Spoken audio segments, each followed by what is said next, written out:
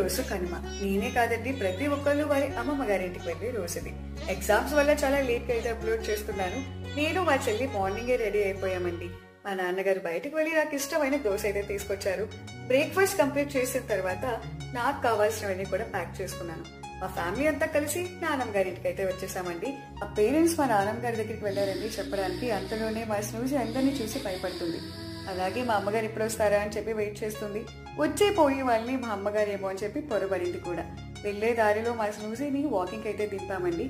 అప్పుడే ఈ ముగ్గులైతే చూసాం. అమ్మమ్మ గారు ఊరు పాలకొల్లు అయితే వచ్చేసామండి. ఇక్కడ అన్ని బాగున్నాయి, ఏం తీసుకోవాలో అర్థం కాలేదు.